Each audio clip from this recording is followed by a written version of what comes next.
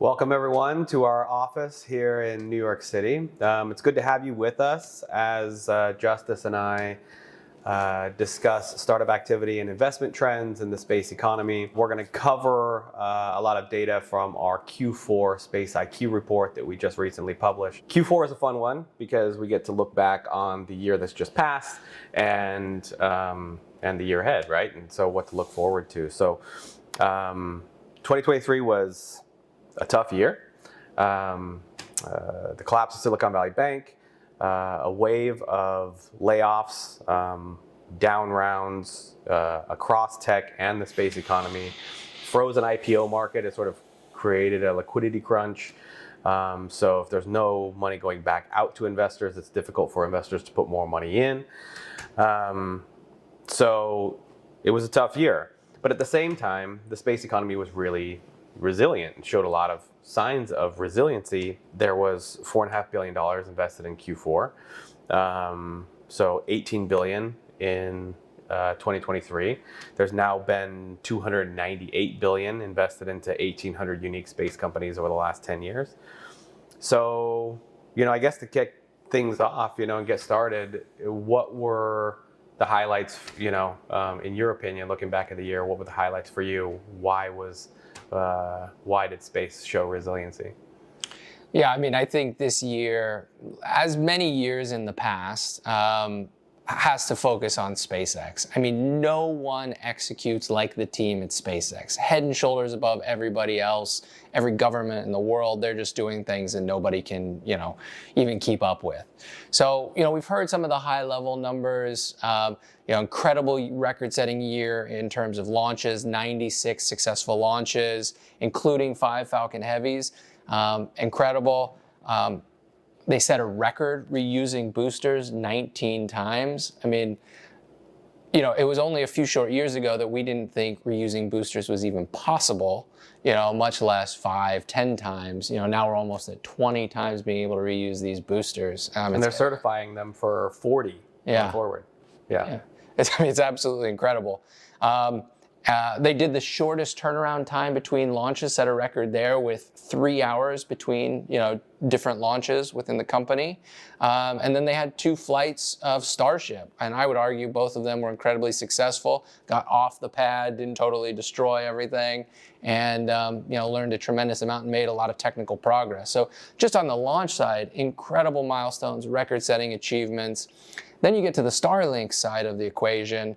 67 of those 96 launches were just for Starlink. Starlink is SpaceX's biggest customer. It's incredible. And that's where that reusability comes into play, and it's so important. There was 1,776 new Starlink satellites launched. Again, a few short years ago, that magnitude of total satellites, was not even fathomable. 6 new direct-to-cellular satellites that were launched that, is really going to open up an entirely new market for how they operate. And we did get a peek into the revenue figures that became publicly available through Wall Street Journal work that said, $4.6 billion in revenue for the company for 2022, Q1 cash flow, positive net income, and real potential to double those figures in 2023. That is real revenue growth. That is strong. There's a robust company here. So, hats off to SpaceX, the team there, just the incredible technical achievements. That to me is the one big thing from last year. Yeah, absolutely. The number of launches is incredible, right? It was a record year globally for orbital launches. SpaceX accounted for half of that, so clearly, dominating the market. Everyone last year launched on SpaceX. But the number of launches is one thing. Like the mass to orbit is SpaceX absolutely dominates the market in terms of mass to orbit, and a lot of that's Starlink. Really fascinating stuff. Okay, so we should probably address this one head on, right? If you look at total space economy investment, 2023 was the lowest year on record for the last 10 years, right? And the reason for this is because investment into applications really fell off a cliff. Yeah. So they account for 3/4 of all investment into the space economy, over the last 10 years. So when applications takes a hit, that really has an outsized impact on the overall numbers. So this isn't a surprise, right? We've been talking about this, sort of every quarter as we've gotten deeper and deeper into this liquidity crunch. Investors are shying away from applications and location-based services. But at the same time, and sort of counterintuitively, there's record amounts of money going into space infrastructure. So last year was the second highest year on record for investment dollars going into space infrastructure companies. Only 2021 was higher, right? The height of market frenzy. So infrastructure investment accounted for 70% of all investment last year. Like that was the primary, like the dollars that were going into the space economy went to infrastructure and also into some of these emerging industries in lunar and space stations and manufacturing and space traffic management solutions, right? So why is this? I think that kind of one of the big themes for me looking back on 2023 was why is this sort of counterintuitive scenario playing out, right? And it's because of government dollars, right? In this market, in this economic downturn, headwinds, right? Revenue dollars are hard to come by. But governments are continuing to spend across market cycles, and there's more investors that are willing to fund them. I mean, every VC right now is talking about defense tech, right? They're talking about defense tech and they're talking about AI. Both of which, like, space companies have a huge role to play, and the companies are doing interesting things in both of those areas. So that was a key theme for me, and also just thinking about governments around the world starting, like, waking up and recognizing that space-based technologies are essential for our national security and economic stability and economic growth. And so, you think about we pointed out in our opening letter and, like, kind of that the DoD is re-architecting its approach to solutions and leveraging more commercial capability.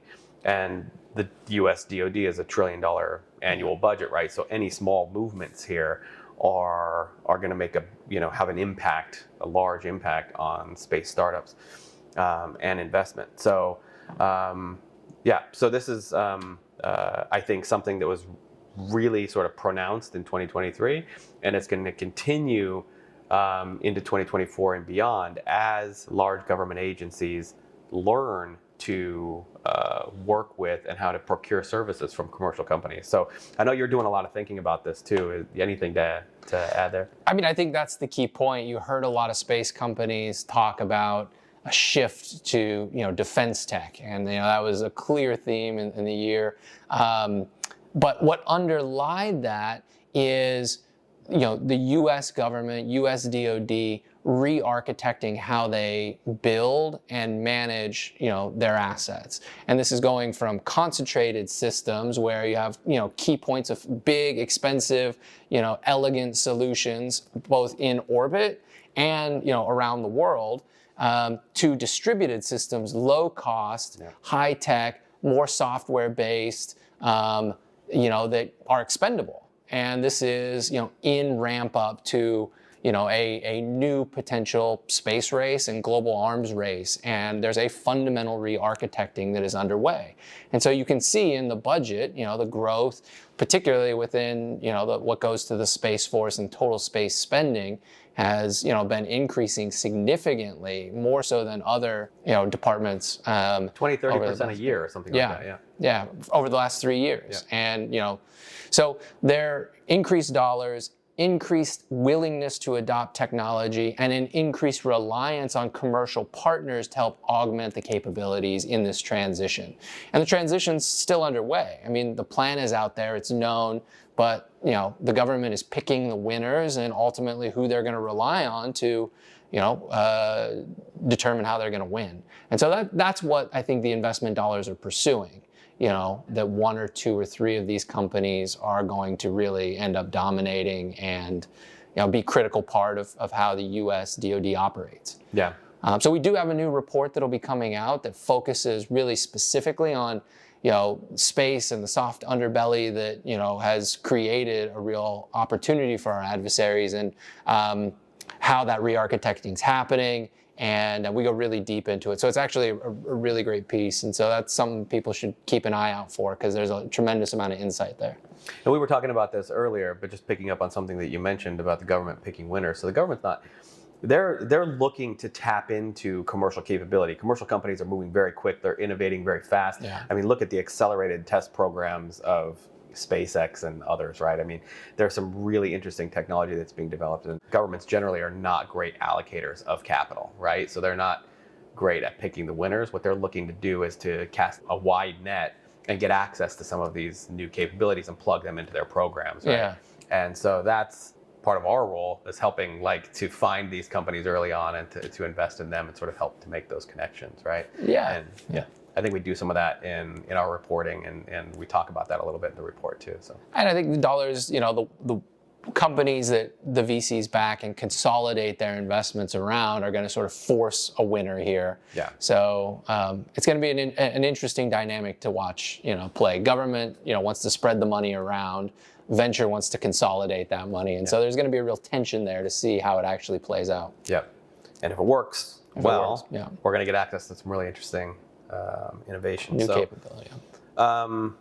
Another thing I wanted to touch on is a new section that we've published in the report, the path to exit, where what we're really trying to do is to connect our private markets investment and startup activity data to the public markets, and sort of provide some connective tissue, right? So I think there's some really interesting data and insights that have come out of that. So we're 2 years into this market downturn and this liquidity crunch. How is it affecting M&A and IPOs? How is it affecting valuation multiples of these companies as they get acquired? Who are acquiring these companies? What are the most valuable companies in the space economy, in the private markets? So we cover all of that. There was record M&A deal volume last year. These are not the types of acquisitions that investors really want, right? These weren't very high value or high valuation step ups, right? But there was a lot of activity as companies look to integrate interesting strategic technologies, acqui-hire interesting teams, But the majority of companies that were acquired were infrastructure companies that need a lot of capital and might be struggling in this market and get picked up by a competitor or someone else that's in their space. And it's so Rocket Lab, for example, is very active on the infrastructure side, acquiring satellite companies to help them build out that part of their business. Planet is really active on the applications side, trying to stimulate market growth and help drive applications being built on top of their data set. So anyway, the exit data is really interesting, and it's also kind of shows the differences between the space capital markets and the broader tech and capital financial markets, because this was a rough year for M&A activity and IPOs. The IPO market is frozen. M&A activity was at record lows broadly, but in the space economy, there's a lot of activity happening as things start to consolidate. So. Anything to add to the path to exit section that you saw that was interesting? I think it's really critical data, and it was exciting to look at it, particularly the heat map of how value is being registered within sort of the whole space economy, and just how much SpaceX actually really makes up of the total valuation. It's very visually, apparent, how big of a fish they are. I think the other thing that was really interesting is, we talk about the total capital that has, come in to, these companies, but then you can look at the total exited valuation across the top 10 transactions, and we actually highlight that in the report. And so so just within those top 10 transactions, there's a positive multiple in terms of, return on capital across all the other, failed companies. Yeah. So that is a positive indicator of health across the space economy that I think is, probably a little bit more subdued in the report, but worth people being aware of. Oh, absolutely. Thanks for calling that out. So $289 billion of investment capital into the private markets, private space markets over the last 10 years. Just in the top 10 exits, there's been a positive multiple on that total investment. So yeah, good to call that one out. Okay, so one thing we should definitely talk about before we get off the line here is areas to watch in 2024. So why don't you kick us off and what should we be looking forward to? You mentioned already the direct-to-device satellites that SpaceX launched at the end of the year, which is, we're all very excited about that. But what else you got? Yeah, so I think, there's a couple transactions that I think were really emblematic of, what was important for 2023 and what's going to be driving 2024. So one that I think is worth highlighting is, Blue Origin self-capitalization. We highlighted their $2 billion investment. Huge, reorganization there, big efforts on, getting their launch capabilities to market and some of their, more broader applications that they're focused on, getting to the lunar surface. And so that's really exciting to see, potential competition coming into play here. Armada is a company that came out of stealth with their seed and Series A announcement, raising $55 million. We talked pretty extensively about the importance of satellite communications, the downstream use of satellite communications. But for SpaceX and Starlink to really realize this value, they have to have distribution partners. So T-Mobile is a key one. So Armada is really that, the customer service and delivery arm of Starlink, and they're focusing on some of the highest value opportunity sets with edge computing for defense and energy and mining in remote or resilient communication environments. So it's a really important one to watch because it's helping increase the size of the market, helping make this capability and technology more accessible. And then Shield AI, they had a $300 million raise. Focus on GPS denied environment, communication, denied environment, creating autonomous capabilities, defense tech. I think that will continue to be a key theme in the year ahead. So those three transactions really stood out to me as indicators of what was happening last year, but are going to lead into the year ahead. So those are things that I thought were really important, and we do have a bunch of extra research that I think if you want to go deeper, you can. The Satcom playbook's a really good one to dig into. Yep. Just a couple of things to add to that too. So it was a record year for launch last year. That cadence is going to increase this year. I mean, SpaceX did 96 launches last year. They're talking about doing 150 this year coming up, including orbital launches of their next generation vehicle, Starship, which is going, talk about massed orbit. I mean, this is going to make the records of today look minuscule by comparison. They're going to be launching a lot of their new Starlink satellites, including their direct-to-device satellites. It's been really interesting to see they've got a partnership with T-Mobile to help distribute and connect your cellular connectivity in remote areas where you don't have connectivity. They just did a big deal with John Deere to connect tractors. So we're just on the front end of starting to see the importance of this. But despite SpaceX's dominance, their competitors aren't going away quietly. As you mentioned, Jeff Bezos continues to invest heavily into Blue Origin. This could be the year that we see the sleeping giant awaken and get to orbit and to start delivering on a lot of these promises that they've been making over the last few years, which would be great. There's long-awaited competition for SpaceX. Competition is great. You want to see it as investors or innovators or just participants in a market. You want to see more competition. It increases innovation and lowers prices. And you see Amazon's Kuiper satellites. They've got their first 2 prototypes towards the end of last year launch. They're going to be doing more of that later this year with the New Glenn vehicle that's coming online.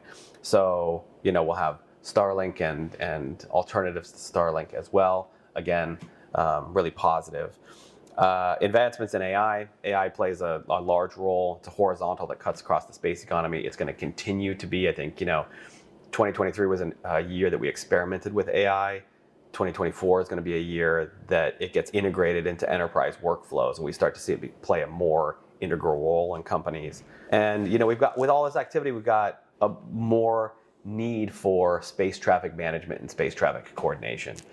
At the end of last year, we saw the first fine for not deorbiting a satellite. It was a small fine, but it laid the groundwork for,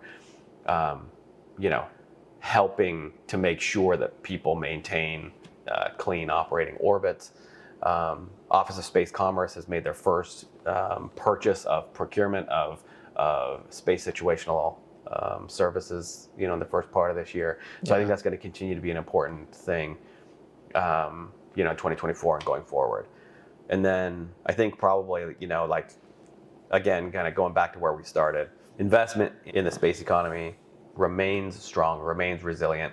A lot of companies are showing how they can tap into counter-cyclical government and enterprise dollars. And this turning of the ship in terms of US DoD re-architecting its approach to procuring more commercial services, that's not going away, right? This is going to continue. So it's a really interesting time to be here. Innovation is happening at a record pace. Government funding is only increasing, and private market investment dollars are following suit. So really exciting time to be investing in this category. I think that the Q1 report is going to be really interesting to look at and see as we start to turn this corner and see where we start off in 2024. But anything else to add? I mean, the single most important thing that I'm looking for is we've built a lot of this infrastructure. There's incredible capabilities on orbit, and it's really how do you make that more accessible to different industries and different users at scale. And AI is going to be an important part of that. It lowers the barriers to adoption. What AWS is doing with SageMaker and their Project Argus, what some IBM is partnering with NASA to be able to do that. Meta is doing a segment anything model. And these are lowering the barriers to entry for geospatial, right? Armada doing that with satellite communications. T-Mobile also doing that. So there's a bunch of interesting and compelling opportunities there. But that to me is the single most important thing. To justify all this infrastructure, you have to have more companies, more industries, more applications leveraging it and realizing the benefit, and that makes the market bigger for everybody. It really expands the TAM of the space economy, and that to me is the single thing I'm going to be watching. Yeah, awesome. Well, I think let's end it there. Thanks everyone for joining us. We look forward to seeing you again in Q1.